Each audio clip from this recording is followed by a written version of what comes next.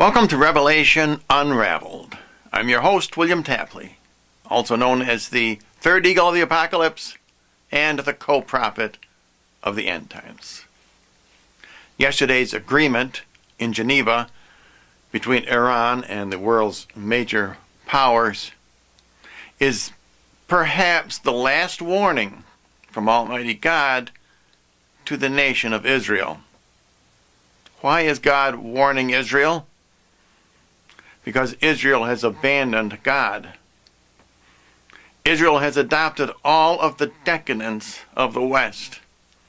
And now the West, in return, has stabbed Israel right in the back.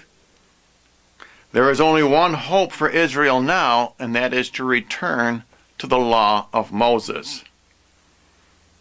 In the past few years, Israel has spent hundreds of millions of dollars to promote Tel Aviv as the gay capital of the world. Have you forgotten that God destroyed Sodom and Gomorrah? Don't you understand the covenant Daniel talks about in chapter 9, verses 11 and 12? In that covenant, Daniel prophesies that in these end times, Israel will abandon the God of Moses. They will abandon the laws of the Torah. And now you are trying to resurrect Sodom and Gomorrah.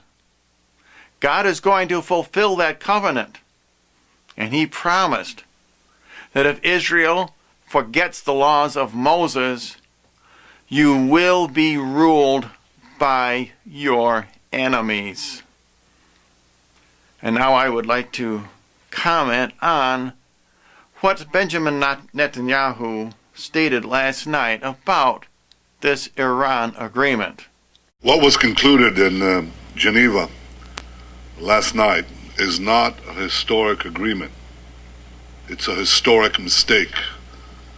It's not made the world a safer place. Like the agreement with North Korea in 2005, this agreement has made the world a much more dangerous place. I agree with you, Prime Minister Netanyahu. This agreement is a historical mistake. But perhaps Israel can learn from this warning, because this is a warning from Almighty God, perhaps the last one. If you understand the prophecies of Daniel, you would know from his chapter number 9 that the prince of Persia will destroy Jerusalem. Please, please, please do not listen to the false prophets who say that events in the Middle East are leading up to the Ezekiel 38 war. I hope this agreement makes it clear to you and the rest of the nation of Israel that events in the Middle East are leading up to the Daniel 9 war. So the pressures on Iran are being lifted, they're being eased. And with the lifting of this pressure, this first step could very well be the last step. Again, I agree with you, Mr. Prime Minister. This agreement from the international community is setting Israel adrift. God is warning you that you must now go it alone. Your only hope is to return to the God of Abraham, Isaac, and Jacob. You must follow the laws of Moses. You cannot try and resurrect Sodom and Gomorrah, or you too will be burned with fire. So Israel is not bound by this agreement. We cannot and will not allow a regime that calls for the destruction of Israel to obtain the means to achieve this goal. We will not allow Iran to have a nuclear weapons capability. Mr. Netanyahu, in the weeks and months ahead, it will become increasingly clear that the power Israel must deal with in the Middle East is Russia.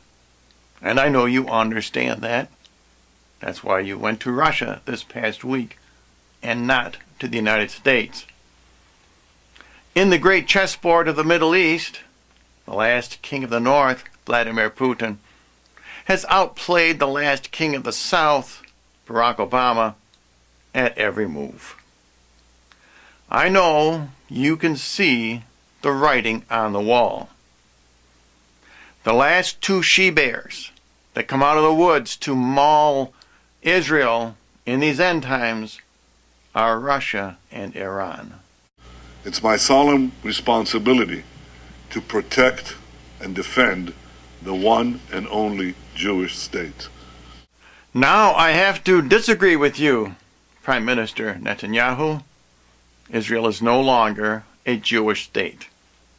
If you were, you would never promote Tel Aviv as the gay capital of the world. As Daniel prophesies in 9 verses 11 and 12, you have transgressed the laws of Moses.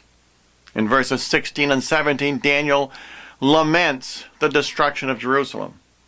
And in Daniel 9:26 and 27, he prophesies that the prince of Persia will destroy Jerusalem in these end times.